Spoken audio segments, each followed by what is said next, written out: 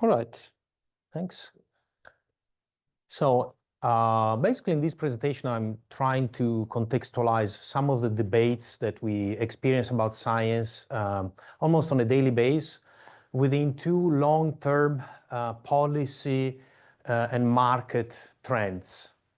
And to do that, I think it's useful to introduce a concept, the concept of autopoiesis. So autopoietic means literally self-generation, self-produce. And so this term was used in the 70s by some biologists to describe the cell. So the self-generating, basically, chemistry of the cell, meaning a system that is able to maintain and reproduce its own properties, communicating with the environment, but also protected and not completely dependent and affected by that.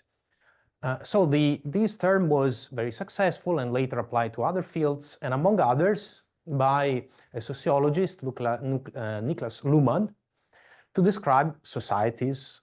And the argument that he made was that actually in the society we have several autopoietic subsystems like the economy, law, arts, meaning systems that regenerate over time following act of communication in a binary code that validate what is part of this system and what is not.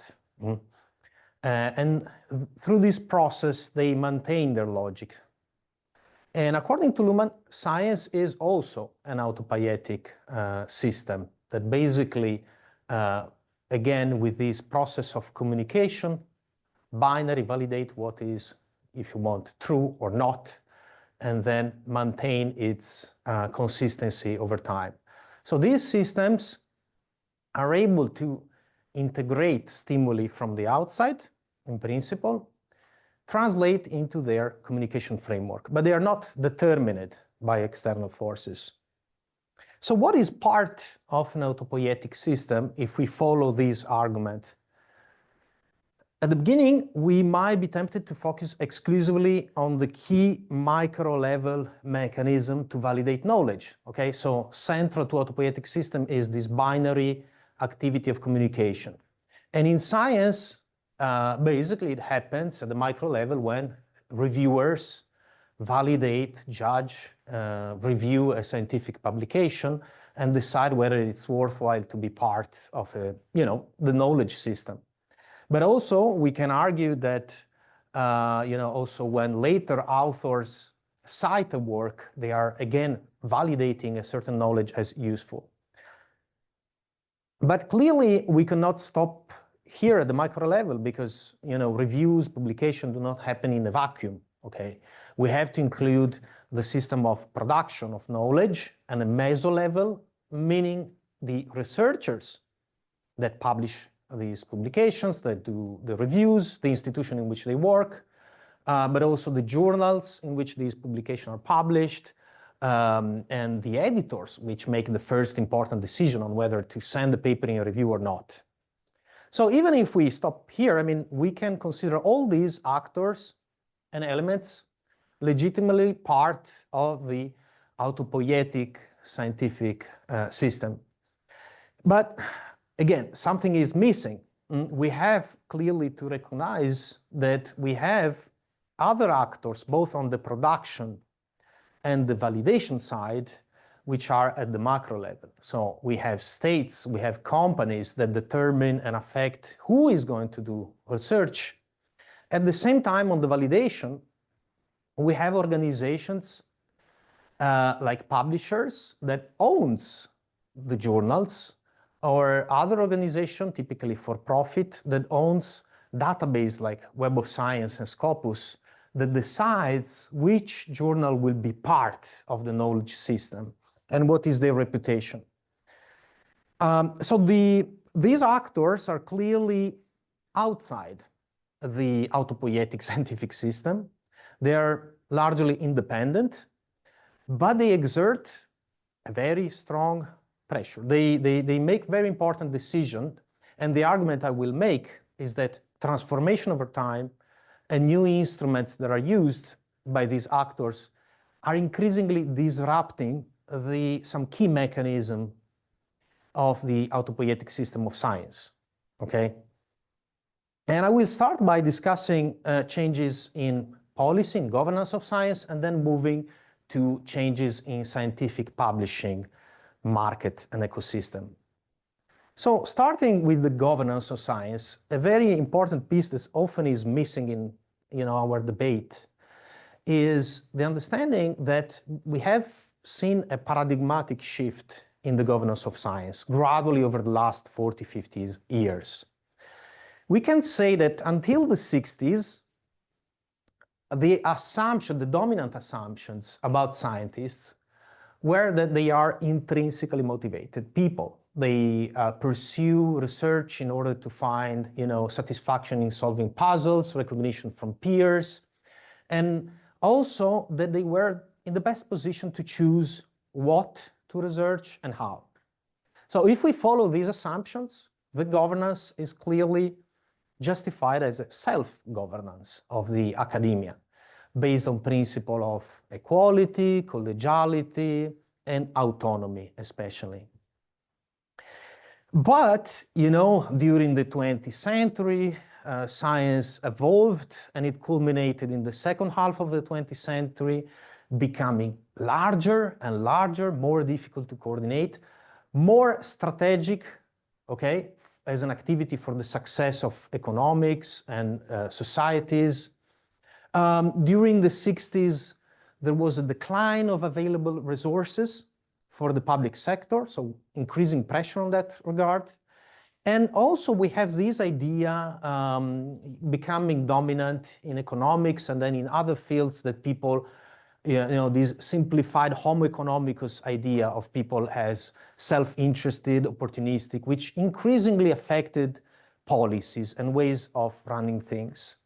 So we see gradually a change in the assumptions about normal people, public employees, including scientists. So scientists are seen in this scheme of things as extrinsically motivated, okay, by incentives, for example, and pressure, and not necessarily the best to choose the topics, what to research.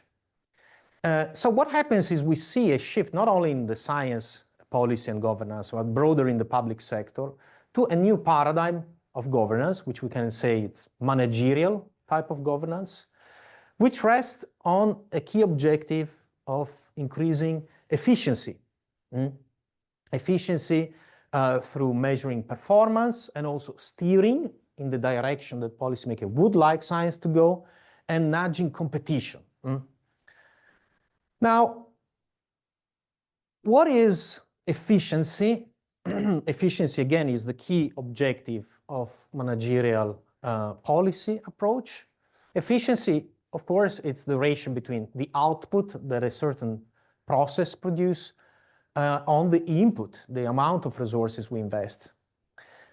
If we move to the domain of research, what is efficiency? We could argue that it's the amount of knowledge produced by research on the invested resources. But we know that, measuring what is the advancement of knowledge, it's very difficult. It's not straightforward, okay? And if we think about managerialism key principle, we can improve what we can measure. You have really a strong need to quantify knowledge advancement. And we know that over time, the equation has been that knowledge improvement is measured by the number of publications or other simple proxies like number of citations or projects and stuff like that. Now, what is typically a problem with this approach? In linking then allocation of resources and career progress to this measurable outcome, in this case, publications, is exemplified by the so-called Goodhart law, okay? Which states that basically when a measure becomes a target, it ceases to be a good measure. So whenever you use a measure, concrete or and pursuing an objective, you know, it can have unintended effects. It can blow up the entire proxy, you know, phenomenon for which it's a proxy. So what kind of, let's say, unintended effects we have been experiencing, and it's on our daily life as scientists. So if we have increasing centrality of publication, where it used to be like that for a long time, I mean, even before these trends, the publish or perish principle is back in the 70s or 60s. But these phenomenon exacerbate the problem, you know, these phenomenon, and basically it leads to the idea that publication is the only thing that counts, okay? Which is not true, but it gives the impression.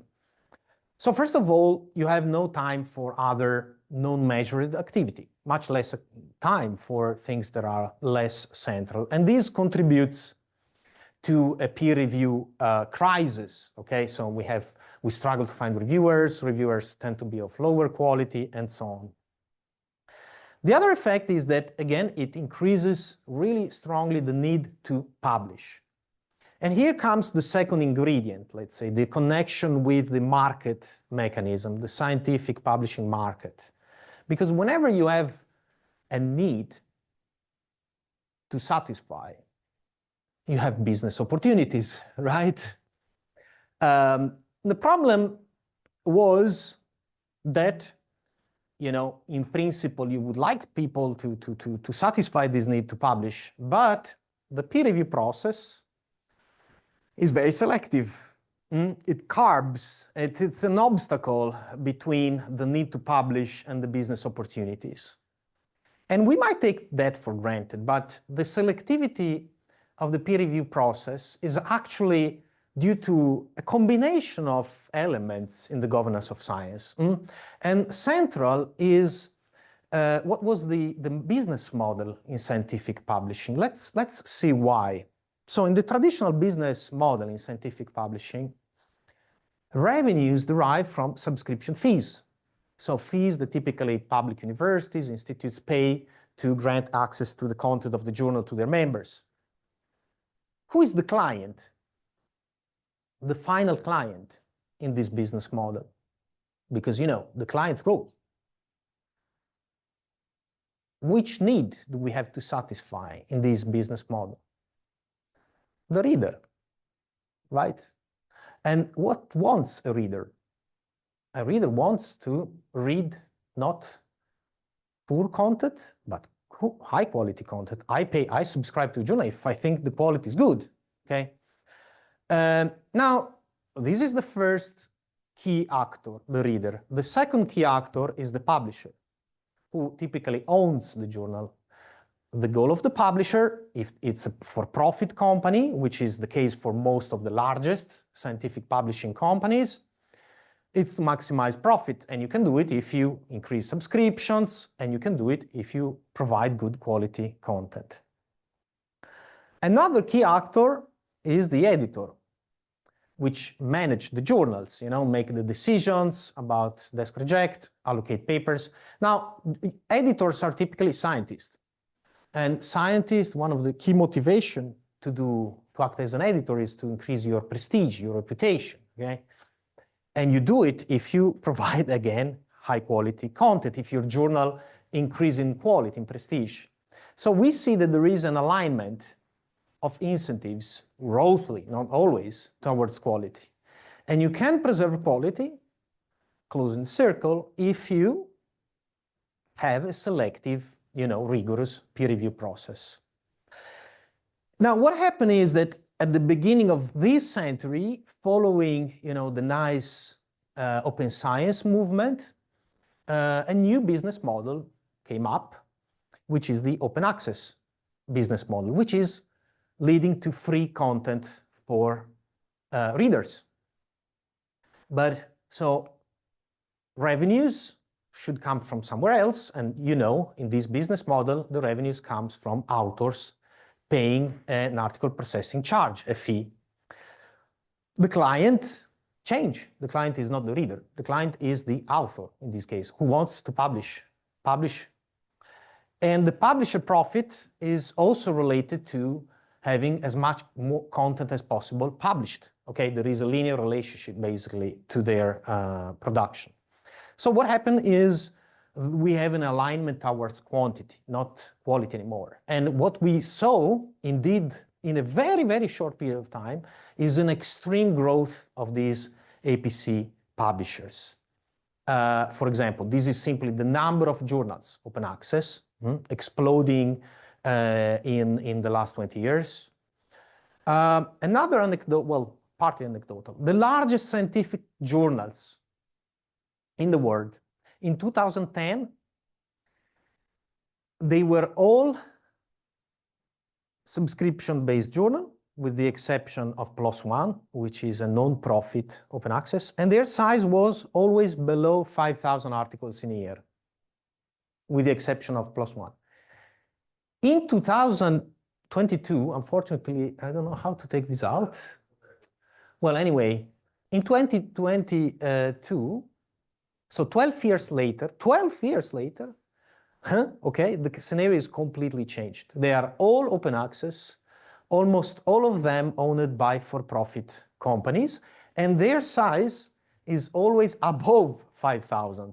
Okay, so it's a dramatic shift in a very short period of time. Another picture we see from 2017, 2018, so it's a very, very recent process, the explosion of open access for-profit publishers. There are some risks, okay, that we have to stress in this model. That basically, if you have an alignment to quantity, the risk is that basically peer review becomes a bit a ficus leaf. We can see some evidence about that. So, for example, the proportion of articles published as special issues versus regular issues. We can see that the largest APC for-profit publisher, with the exception of BMC, which is owned by traditional publishers, the proportion of special issue articles is huge. Okay, special issues kill two birds with one stone from the perspective of the publishers, because you attract paper and you delegate the peer review process, and you know, typically the peer review is not that selective as in a regular issue. This is a picture of the number of special issues for MDPI journals over time. You can see it's really a fast process from 2017 to 2023, 3,000 special issues in a year, okay, 10 per day, okay. Another evidence, you know, if you look at the time from submission to publication, which is a proxy, if you want, of selectivity and pressure, in PLOS ONE, which is a non-profit open access, is 200 days. In traditional publisher is between 5 and 6 months. For the largest for-profit open access is around 80 days, you know, and declining over time. Okay, so becoming less and less. For MDPI, 37 days, the last figures. Now, we can see that there are some implications, for example, you know, because if you have a less selective process, there might be, you know, consequences in terms of the content quality. And perhaps, you know, they find ways to sustain this process. If we take for one example of an MDPI journal, Sensors is the largest journal in chemistry. We can see a high proportion of self-citations, but also, you know, a lot of citation from other journals owned by the same publisher, okay? So what are the risks, you know, because sometimes this might imply risk for authors. First of all, that legitimate scientists publish in such journals with very good content, and they are maybe surrounded not by always, you know, excellent content. But sometimes, you know, Web of Science, Scopus might wake up and decide that some of these journals are not legitimate anymore, okay? And that's a very big risk if you publish in a journal. So, for example, some of these journals have been delisted, including the second largest journal in the world, and this means a collapse of submissions, okay? A collapse of publications. What happens is actually in the recent years, we have traditional publishers trying to jump on the wagon of this very profitable sector. So we have mega journals, for-profit, open access established by traditional publishers, but again, sometimes, you know, these database may wake up, and what happens is the 3 largest open access journals from Elsevier are on hold currently. Okay, they might be delisted at some point. Another strategy used by a publisher to inflate their business, is to urge editors to publish as much as possible, even in legitimate traditional journals. So here is a case of Business and Management Journal, the top 19 ranked according to the Journal Impact Factor, and we can see we have a sample remaining stable over time and a subsample of few journals exploding in size very, very quickly. You see, it's just a few years and they tripled the number of publications. Kind of strange. Okay, so the pay-to-publish innovation was, instrumental to meet this need, and it's foundational to the open access journal business in many cases. But it also characterized other more definitely illegitimate type of business, so predatory publishers and paper mills. So just a few words about them. Probably predatory publishing, is an example of fake peer review. So they pretend to do peer review, but that's hardly the case. But we also have more recently a boom of fake research, of fake papers. Paper mills are companies specialized in producing papers, sending to journals, and if the articles arrive to an advanced stage, they sell co-authorship, very high prices, for example, through Telegram channels. Now, we may regard these as, fringe thing, but some authors try to estimate the number of fake papers, and they found out in biomedical science, for example, almost a quarter of publication are suspiciously fake. And for some countries, around 50% of the papers are fake publication in this field, or suspiciously, including major actors in science. Now, running to the conclusion, the reflection is, we have this central principle and objective of efficiency driven by this ratio. We have to wonder, actually, what do we consider in the numerator? Okay, what is happening to the numerator in this ratio? We have increasing problem of unreliable research, impossible replication, and even fake papers. So to conclude, again, if we buy the assumption that publication is a good proxy of knowledge advancement, we are in a golden age of science, because scientific production have been increasing, and now it has been even accelerating. In the last 20-25 years, we produced more paper than in the previous 100 years. This is a bit hard to believe. Okay, there are actually studies showing that the progress of science has been slowing down. There are less disruptive papers. Okay, so let's say the provocative questions I'm making as a title and now is whether these mechanisms actually feed an Achilles paradox. So that we produce more and more, but actually there are smaller and smaller steps that overall are slowing down the progress of our communities and disciplines. Thank you.